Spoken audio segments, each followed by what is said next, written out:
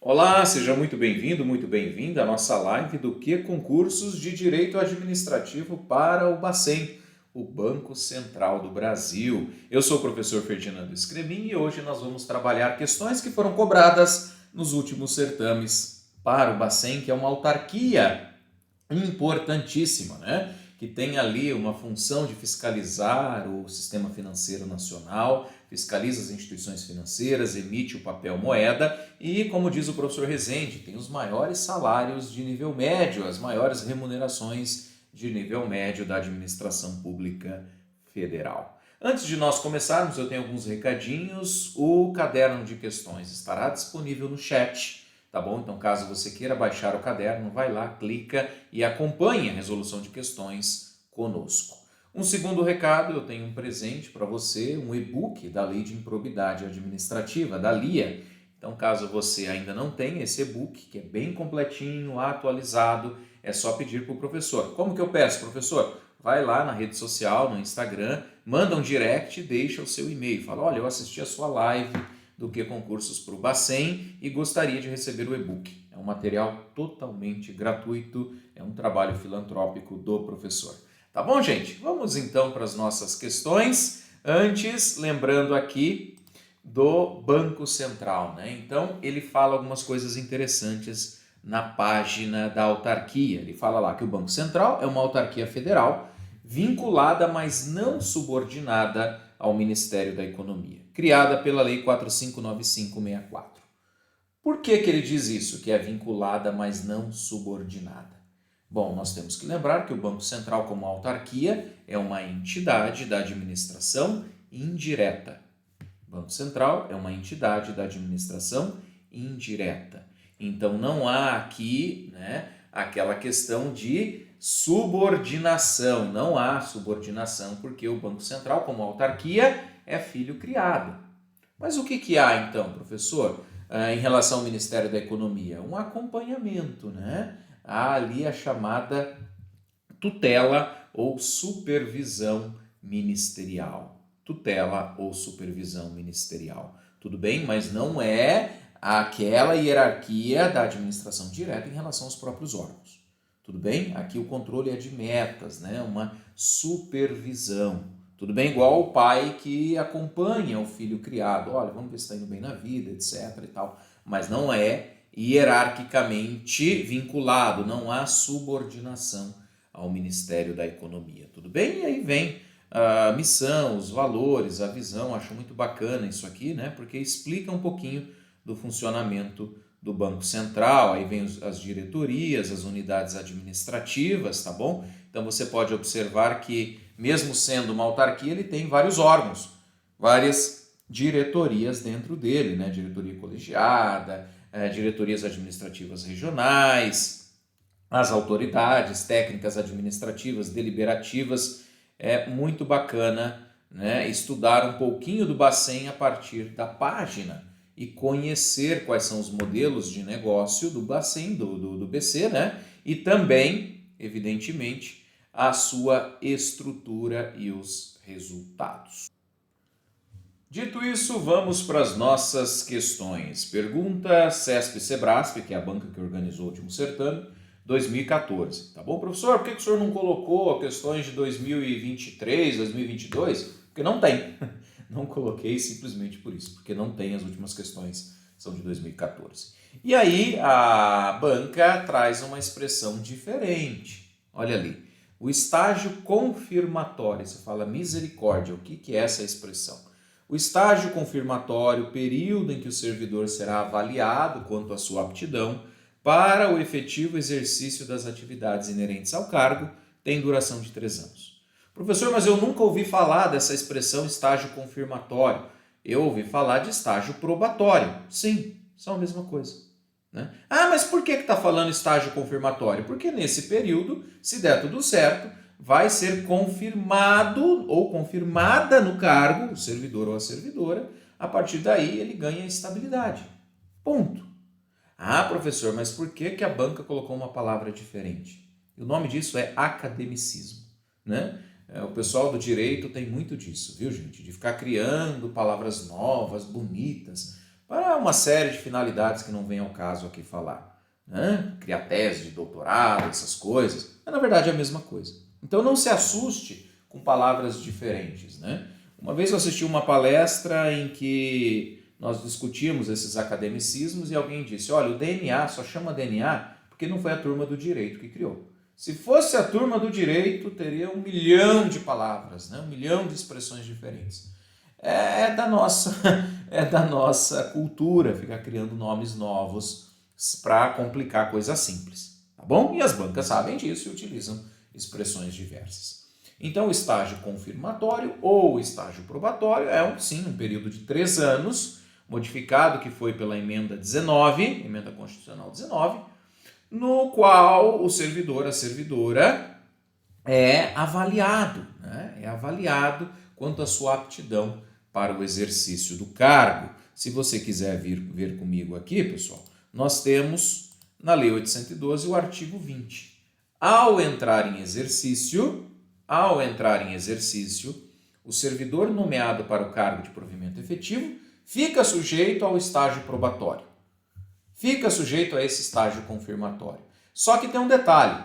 A lei, na sua redação original, não foi alterada e o texto lá é 24 meses.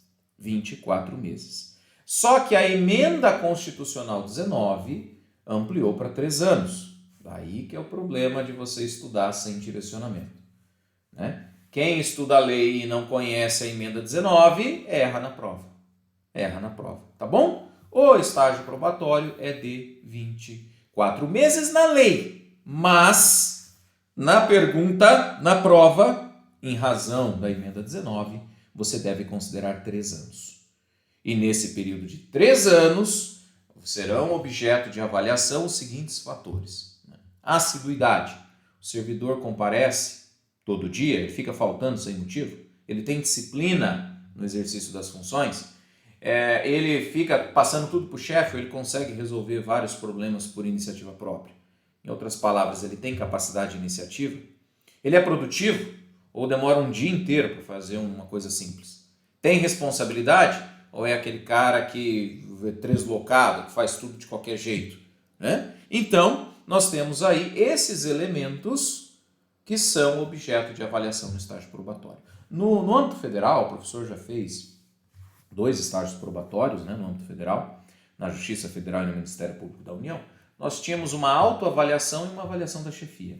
As duas eram reunidas e encaminhadas, então, para a comissão de avaliação permanente dos servidores. E ao final se fazia um relatório, etc., né? Na verdade, 4 meses antes era submetido esse relatório final que poderia, né, confirmar ou não o servidor no cargo. Se é confirmado, ele fica estável. Se esse servidor não passa no estágio probatório, ele é exonerado. Tá bom? Então, primeiro ponto aqui, os elementos que nós avaliamos vem numa palavra espanhola reprocada para você aprender. Reprocada, re de responsabilidade, prodo de produtividade, K de capacidade de iniciativa, D de disciplina e A de assiduidade. A palavra é reprocada, tá bom? Se você não seguir o espanhol, vai ser reprovada. Então fica reprocada como os elementos, o mnemônico que o professor fez para você. Beleza? E aí o parágrafo 1º fala que 4 meses antes, sujeita-se, submete-se à homologação da autoridade, a avaliação do servidor, que é realizada por uma comissão, lembra? É realizada por uma comissão. Se o servidor não for aprovado, ele é exonerado, como eu falei. Mas se ele já tinha um cargo anterior e era estável nesse cargo anterior, então ele pode ser reconduzido a ele. Como assim, professor? Imagine, por exemplo, que alguém seja técnico, nível médio, e já é estável, já está no cargo ali há 4, 5 anos, né? E passa para analista.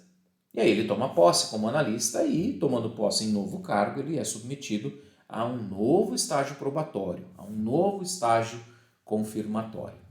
E ele ferra, né? Ele bomba, dá ruim, reprova no estágio probatório de analista desse segundo cargo.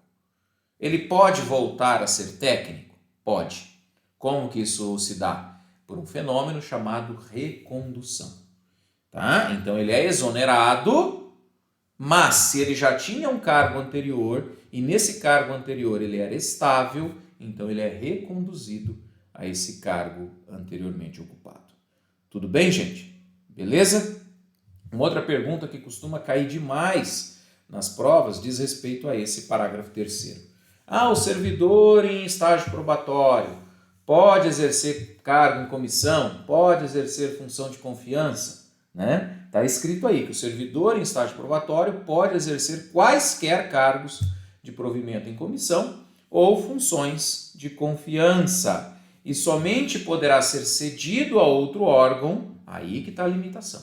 A cessão somente pode ser cedido a outro órgão ou entidade para ocupar um DAS. O que é um DAS? É um cargo de natureza especial. Tudo bem? Cargo de assessoramento superior de níveis 4, 5, 6 ou equivalentes. Então, em resumo, o servidor em estágio probatório pode ocupar cargo em comissão? Pode. Pode ocupar função de confiança? Pode. Pode ser cedido, emprestado a outro órgão? Depende. Depende do quê? Da natureza do cargo. Se for um cargo de natureza especial, né? Um cargo de provimento em comissão do GD, do Grupo de Direção e Assessoramento Superiores, né? Esse DAS 4, 5 ou 6, tudo bem. Beleza? Nesses casos, sim. Tá certo, gente? E aí você tem no parágrafo 4º que o servidor em estágio probatório tem restrições a licenças e afastamentos. Tudo bem? Então, ele pode participar, por exemplo, de um curso de formação, óbvio, né? Ele pode. E algumas licenças, que são essas que estão aí no artigo 81, 1 a 4, 94, 95 e 96, tudo bem, ele pode fazer. As outras, não. Tá bem? Como, por exemplo, a licença para fins particulares. Essa não dá. Não dá porque está em estágio probatório. Primeiro ele precisa se afirmar no cargo, primeiro ele precisa ser confirmado no cargo, para depois a gente pensar aqui, né, em licença para fins particulares. Beleza? E dito isso, voltamos para a nossa questão de 2014, que confundiu a galera aí com base nessa expressão estágio confirmatório, mas que nada mais é do que o estágio probatório, como nós acabamos de ver. Então, é o período que o servidor será avaliado? Sim. Tem duração de 3 anos? Sim. Portanto, aí, a resposta, só aumentar aqui um pouquinho, a resposta é correta, né? Certa resposta. Tudo bem? Certa resposta, 3 anos. Seguimos. Agora, acerca dos procedimentos de pessoal, julgue o item. Em nenhuma hipótese será admitida a designação de servidor antes da publicação da portaria no Diário Oficial. O início do exercício, pelo menos via de regra, deve coincidir com a data da publicação do ato. Tá certo, né, gente? Eu não posso designar o servidor antes de publicar a portaria no DOU, que é o Diário Oficial da União. Como é que ele vai começar a trabalhar antes de ser publicada a portaria? Não dá. Isso aí seria uma ilegalidade, uma irregularidade. Então, apesar da primeira frase ser forte, em nenhuma hipótese e tal, ela traduz a regra. Ela traduz a regra de que primeiro eu publico a portaria e depois o servidor, né, ele começa a trabalhar. Não dá para ser invertido, não dá para inverter as coisas. Tá bom? Então, o início do exercício de regra coincide com a data da publicação, é certa resposta. Tudo bem? Aqui nas estatísticas nós temos um altíssimo índice de erros. 52%. A maioria aqui dos alunos erraram. A maioria, né, cometeu equívoco. Por que cometeu equívoco? Por conta, talvez, de achar essa primeira frase muito forte. Mas a gente está entendendo aqui que é a regra, né? Não posso admitir que o servidor seja designado com data retroativa.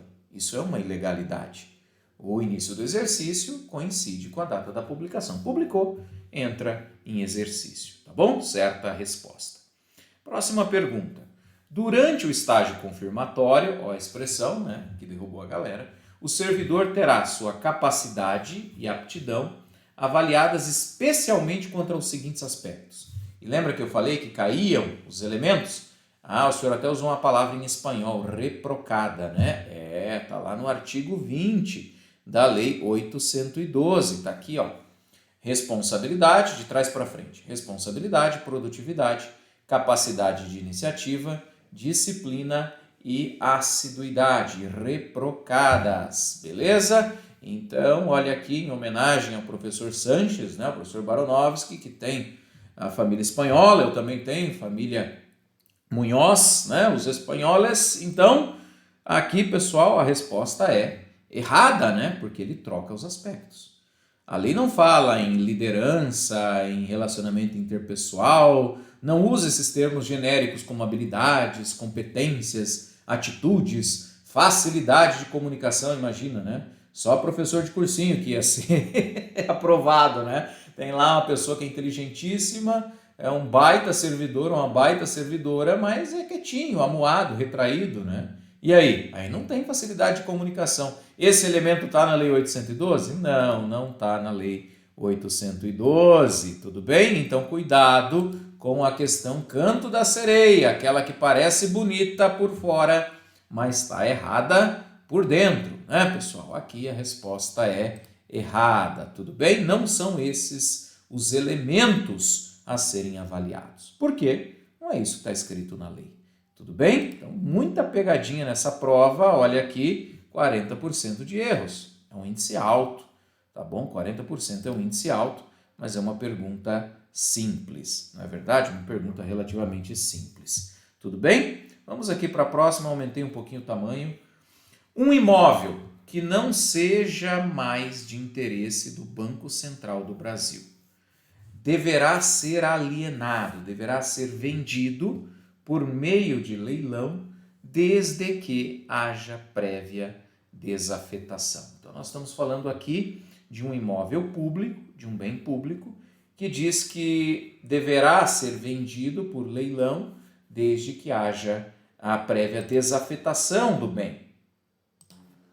Mas a questão esqueceu de um detalhe, né? Autorização legislativa de regra. Para eu vender um bem público, claro que ele vai ter que ser desafetado, mas é preciso que haja prévia avaliação e também autorização legislativa, pelo menos como regra, tá bom? Ah, professor, mas a questão foi mal formulada. Eu concordo que a questão induz o candidato em erro, mas essa foi a tônica da banca e não dá para ficar brigando com a banca, a gente tem que se adaptar a ela, né? Então aí, tem todos os requisitos? Não, não tem. Por não ter todos os requisitos, a banca considerou a resposta errada, tá? A banca considerou a assertiva errada por faltarem alguns elementos, prévia avaliação, autorização legislativa. Tudo bem, pessoal? Então, aqui nos comentários você vai ver dos colegas, né, essa grande discussão a respeito, e nas estatísticas nós temos também 46% de erros. Olha, a gente que trabalha com isso, né, com concurso, a gente vê que a maioria dos alunos critica esse tipo de questão, porque ela poderia ser mais clara, mas, né, é do jogo, às vezes, induzir o candidato em erro. Tudo bem? Porque concurso é feito para reprovar. Você que vence a banca e é aprovado. Tudo bem? Seguimos então para a próxima pergunta. Vamos lá. No que diz respeito a atos administrativos, julgue o item seguinte. Define-se o requisito denominado motivação como poder legal conferido ao agente público para o desempenho específico das atribuições do cargo. Gente, o poder legal que alguém tem para desempenhar o cargo está dentro do elemento competência. A competência define as atribuições do cargo e os poderes que o agente público tem para bem desempenhá-los. Ou seja, não tem nada a ver isso com motivação, né? A motivação diz respeito às razões, aos pressupostos de fato e direito que sustentam, que fundamentam o ato.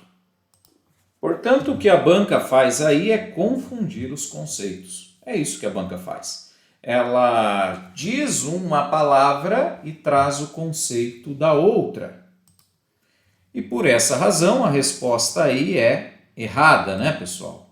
não é motivação, mas sim competência. Logo, a resposta é errada. E vamos ver aqui nas estatísticas, menos gente errou, né? Menos gente errou, só 325 erros, 17,87%, porque é uma pergunta bem tranquila, mas que confunde os conceitos. Então, banca CESP, Sebrasp, você precisa estar afiado, afiada na parte conceitual do direito administrativo. Tranquilo? Tranquila? Então, seguimos aqui para a próxima pergunta. Julgue o item a seguir acerca do servidor público. A investidura no cargo ocorre no ato da posse. É isso mesmo, né? A posse do indivíduo no cargo público representa a sua investidura, né? Representa o ato pelo qual o servidor público, né, literalmente adentra o cargo, assume o cargo, é investido no cargo público, não é verdade? Com a posse ocorre a chamada investidura, é isso mesmo. E onde que está isso, professor? No artigo 7º da Lei 8.112, que é o Estatuto dos Servidores Públicos Civis da União. A investidura em cargo público ocorrerá com a posse. Letra de lei, questão dada, né? Mas às vezes você fica pensando, será que tem alguma coisa e tal?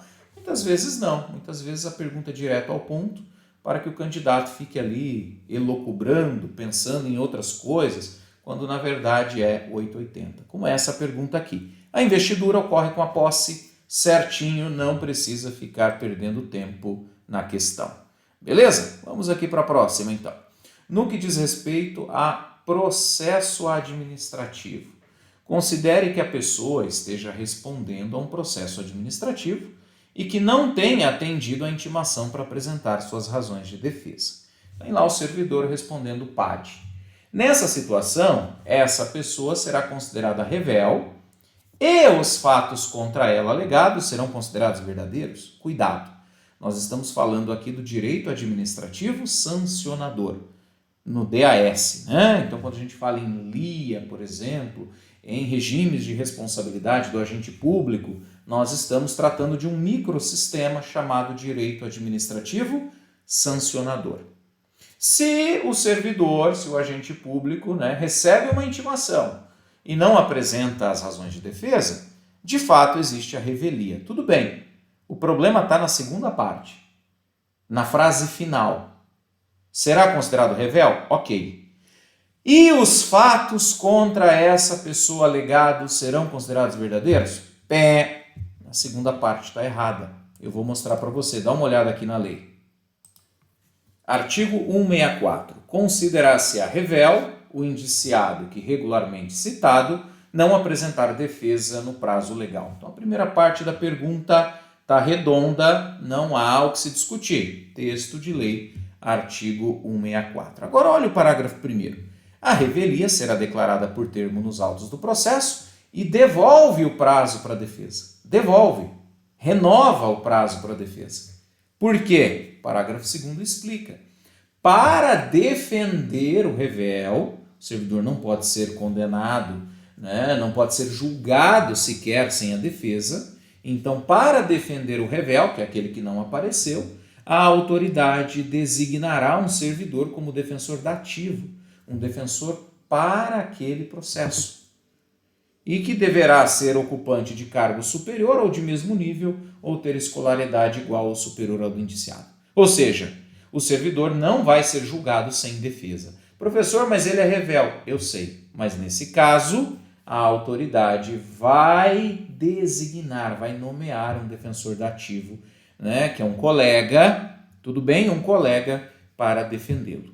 Tudo bem? Então, existe a revelia? Existe. Mas presumem-se verdadeiros os fatos que estão lá na portaria? Não.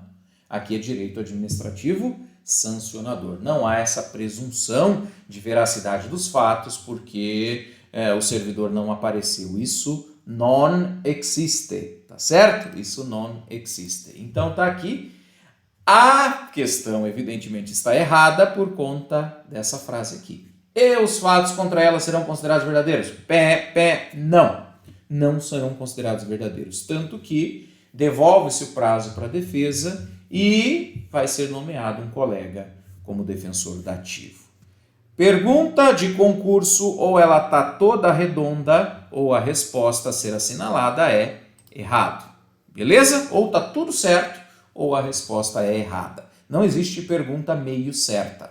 Beleza? Nas estatísticas nós temos 10,79%, a questão que a turma achou fácil, né? Porque é letra de lei. Beleza, seguimos.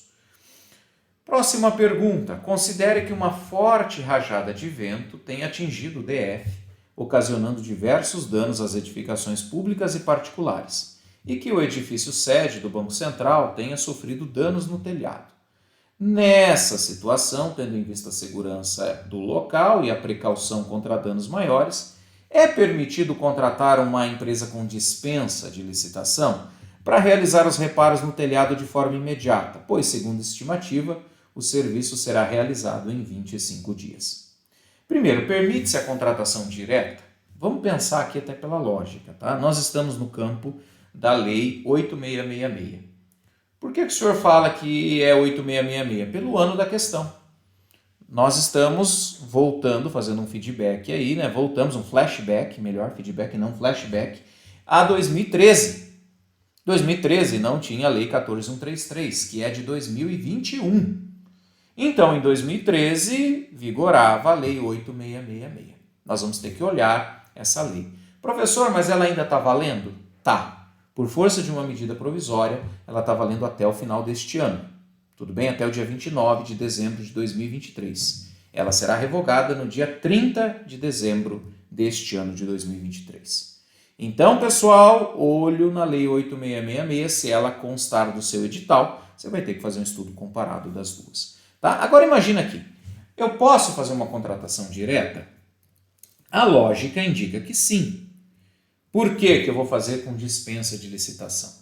Imagine o tempo que demoraria um procedimento licitatório com o telhado aberto lá e chuva entrando e danificando computadores, e enfim, danificando as paredes, etc., toda a estrutura do Banco Central, do prédio do Banco Central.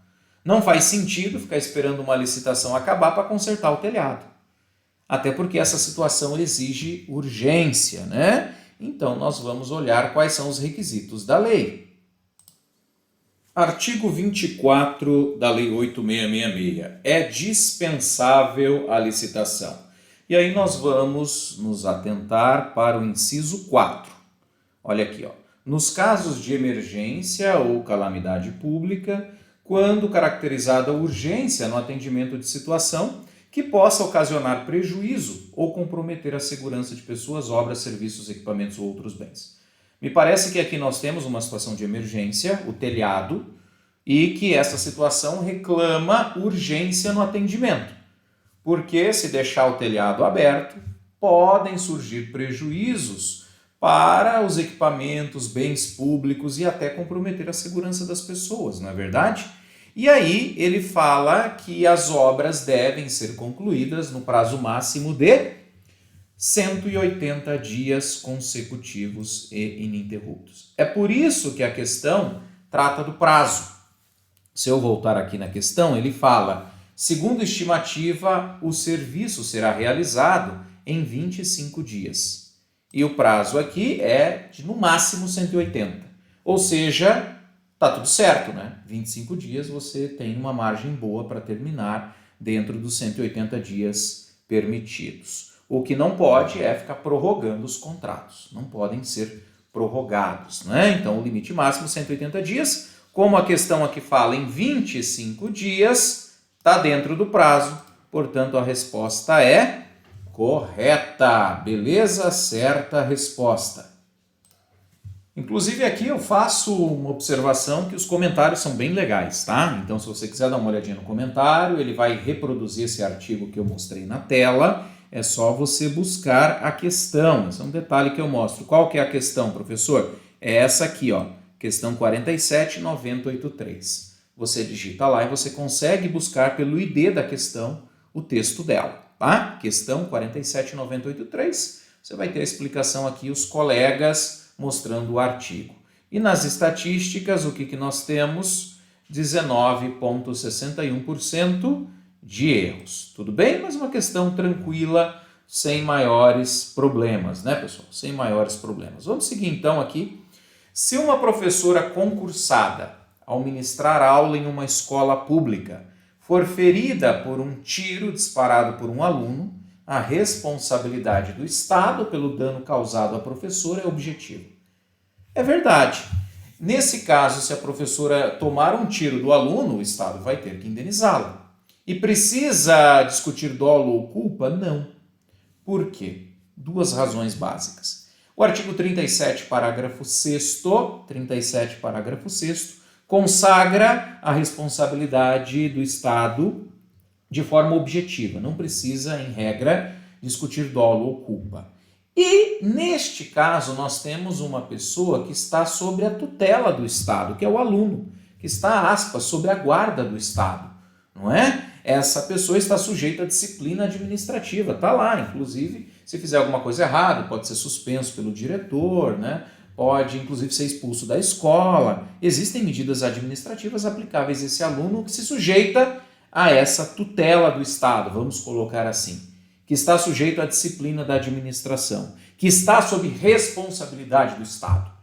Isso, de uma maneira geral, né, a jurisprudência vem entendendo que essas pessoas que estão sob a guarda do Estado, sob custódia do Estado, como o preso, por exemplo, né, o hospitalizado, o aluno, se essas pessoas causarem dano a outrem, causarem dano ao professor, ao médico, ao enfermeiro, a quem estiver ali no hospital, por exemplo, ou a um terceiro, né? Imagine que o preso consegue tomar a arma do policial, o preso sob custódia, atira e mata alguém. O Estado vai responder de forma objetiva, em razão dessa circunstância, dessa situação na qual o Estado tem responsabilidade sobre pessoas que estão sob sua custódia, guarda, tutela, segurança.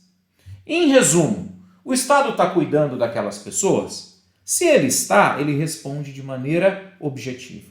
Então a pergunta aqui, a responsabilidade do Estado pelo dano causado à professora será objetiva? Sim.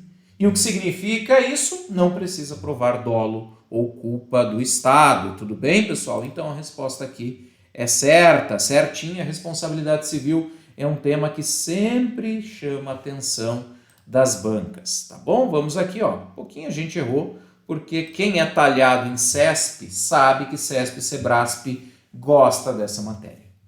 CESP tem, assim, uma predileção por responsabilidade civil do Estado. Tudo bem? Vamos para a próxima aqui, também relacionada à responsabilidade civil do Estado. Para que se configure a responsabilidade objetiva, é necessário que o ato seja ilícito? Olha que pergunta interessante. Como eu disse, a responsabilidade objetiva do Estado decorre de um mandamento constitucional, da norma esculpida no artigo 37, parágrafo 6º, da Constituição, decorrente de uma escolha do Constituinte em trazer para a sociedade, né, a responsabilidade do Estado em razão do risco administrativo. O que é isso? Em palavras simples. Se o Estado assume para si o risco de ser, aspas, né, o grande gestor das políticas públicas, então ele tem que responder de forma objetiva. É uma construção que vem, olha, desde a Idade Média, né? Na Idade Média se falava que o Estado não respondia por nada, porque o Estado era o rei era investido por Deus, se Deus não erra, então tampouco o Estado poderia ser responsabilizado. The king can do no wrong. Essa foi a frase clássica, né? O rei não erra. Então, o Estado não respondia por nada. Isso foi evoluindo aos pouquinhos, né? E chegamos ao momento atual, em que a responsabilidade do Estado, quando atua, ela é objetiva, não é verdade? Ou quando ele causa dano a alguém em decorrência de sua ação, ele deve indenizar. Óbvio, né? Tem algumas excludentes, etc., mas essa é a regra geral. Aí a pergunta é preciso que esse ato seja ilícito? Gente, eu vou trazer um caso para vocês que diz respeito ao congelamento das tarifas aéreas, como ficou conhecido o famoso caso Varig, né? Na década ali, de 90, né? início dos anos 2000, você tinha políticas tarifárias muito rígidas ditadas pelo Estado. Então, se você fosse viajar de avião, a tarifa era congelada. Só que o combustível subia, o custo dos alimentos, de bebidas que eram servidas, né? Na época a aviação vivia os anos áureos, né? Você tinha verdadeiras refeições a bordo dos aviões. Servia uísque, enfim, uma série de bebidas. Era tratamento de primeiro mundo, né? De primeira qualidade. E, gente, do couro sai a correia, como diz minha mãe, né? Então, nesse caso, as empresas enfrentaram sérias dificuldades e várias delas não existem mais. Eu cito, por exemplo, a Transbrasil, a Varig, que sofreram em decorrência dessas políticas tarifárias. A política tarifária é um direito do Estado. Claro, o Estado pode interferir na economia, só que tem um detalhe, quem pagou a conta desse dano anormal e específico suportado pela companhia aérea foi ela própria. Então aquela história, né? Não dá para fazer média com o chapéu dos outros. Não existe almoço grátis. There's no free lunch. Não há almoço grátis. Quem pagou a conta? A empresa aérea. A empresa aérea vai à justiça e fala, olha, tudo bem, o Estado tomou a posição dele de tarifar, né, os bilhetes aéreos, de limitar os valores, de congelar as tarifas, tudo bem. Só que isso me causou um dano anormal e específico. E eu tenho direito a ser indenizada, enquanto companhia aérea. E ela ganhou a demanda, a Transbrasil já havia ganhado anteriormente, né? Mas você pode observar que essas empresas não existem mais, né? Nem VASP, nem Varig, nem Transbrasil. E em grande parte, dizem os estudiosos, por fruto de uma política econômica. Tá certo que, nesse caso, nós temos os reflexos diretos dessa política econômica, né? Não é uma política econômica geral, mas específica, que prejudicou esse setor da economia e o Estado foi condenado a indenizar. Então, não é necessário que seja ilícito. Nós evoluímos também para considerar que mesmo atos legais, que mesmo atos lícitos praticados pelo Estado, podem gerar o dever de indenizar. E o grande leading case é o chamado caso Varig. Tudo bem que foi a maior empresa aérea que o Brasil teve num determinado momento de sua história. Então vamos para a pergunta. Para que se configure a responsabilidade objetiva do Estado, é necessário que o ato praticado seja ilícito? Não. Não é necessário que seja ilícito. A resposta aí é errada. Nós não podemos demandar, né, exigir que a responsabilidade do Estado tenha como pressuposto um ato ilícito. Não necessariamente. Quem explica isso muito bem é o professor Celso Antônio Bandeira de Mello. É o que melhor explica, na minha humilde opinião, essa questão da responsabilidade do Estado. Mesmo que o ato do Estado seja válido, se ele causar um dano anormal e específico, ele vai ter que indenizar. Por quê? Porque a sociedade como um todo, todos nós, usufruímos de um benefício que lá no final das contas, no frigir dos ovos, quem pagou isso aí foi a empresa aérea. Isso não está certo. Né? Não está certo fazer um bem para uma série de pessoas e passar a conta para uma empresa. Não tem empresa que aguenta isso. Tá, pessoal? Então, não é necessário que o ato seja ilícito e, portanto, a resposta é errada. Tá bem? Uma excelente questão que volta e meia cai, tá? Volta e meia ela é cobrada. Pode ver que pouquinha gente errou porque a turma está afiada em CESP e Sebrasp. Seguimos aqui mais uma pergunta, agora tratando da organização da administração pública. Diz a questão, a Secretaria de Estado da Saúde do DF compõe a estrutura da administração indireta? Olha, a Secretaria de Estado da Saúde é um órgão do DF e os entes e seus órgãos compõem a estrutura da administração direta. Secretaria é um órgão. Órgão está relacionado à estrutura orgânica, à administração direta. Não é uma entidade, não tem personalidade jurídica própria, tá bom? É ligada de forma hierárquica ao DF. Então, a última palavra está errada. E aí, se você não lê com atenção, você troca as coisas e erra, né? É a administração direta. E aí fala indireta, então está errado. Tudo bem? Nas estatísticas, nós temos 9,53% de erros. Tranquilo também. Vamos lá. Para desenvolver uma licitação para aquisição de computadores, o gestor público deve designar obrigatoriamente um especialista na área de TI para elaborar o termo de referência? O problema está na palavra obrigatoriamente. Ele pode, até recomendável. Mas é obrigado? Obrigado não é. Então está errado por conta da palavra deve obrigatoriamente. Né? Observe que aqui a banca ela foi até benevolente. Né? Ela colocou duas palavrinhas impositivas. A palavrinha deve e a obrigatoriamente. Não é obrigatório. É recomendável, sim, poderá. Mas o problema aqui está no deverá obrigatoriamente. Não é esse o caso. Beleza? Temos mais duas. Vamos lá então. É vedada a inexigibilidade da licitação para a contratação de serviço de publicidade relativa à divulgação de campanha contra a AIDS. Pessoal, a regra é o seguinte: serviço de publicidade deve ser licitado. Serviço de publicidade deve ser licitado. Onde que está isso? No artigo 25, inciso 2.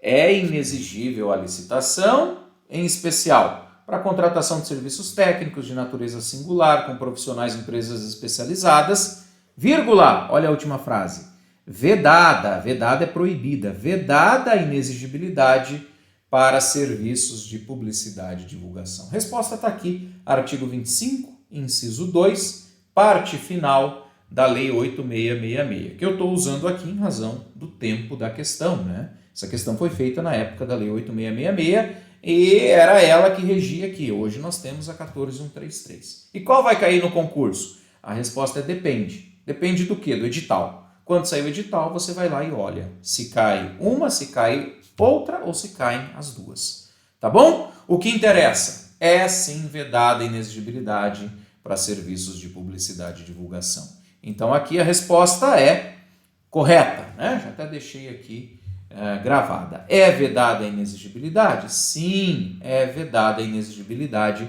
certa resposta. Aqui nós temos 19% de erros. E a última que fala o seguinte: o ato discricionário, dada a sua natureza, não está sujeito à apreciação judicial. O que é o ato discricionário? É aquele em que a autoridade tem uma margem de liberdade. Mas margem de liberdade significa fazer o que quiser, do jeito que quiser, como quiser? Não.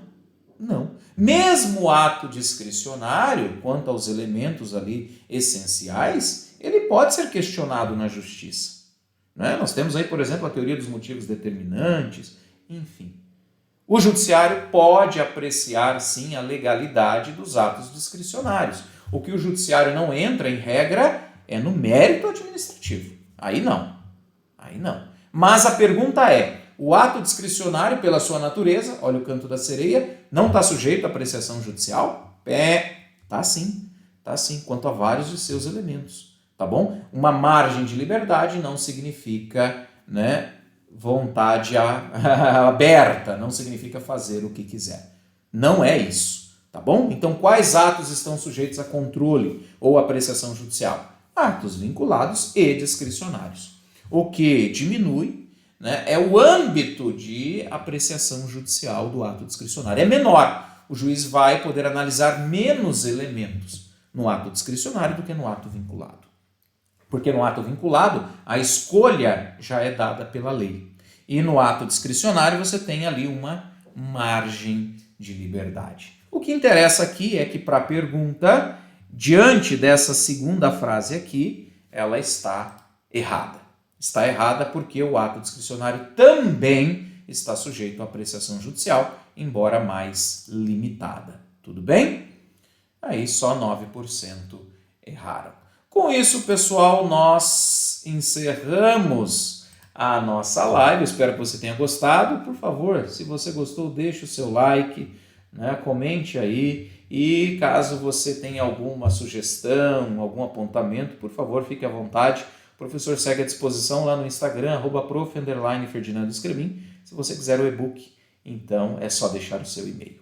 Beleza? Meus agradecimentos aqui à equipe de suporte, à equipe de TI do Que Concursos, ao Caio Moretti, que é o CEO, né, o nosso grande líder, e também aos meus coordenadores, os professores Ricardo Baranowski e Luiz Rezende. Fique com Deus, um forte abraço, até a próxima!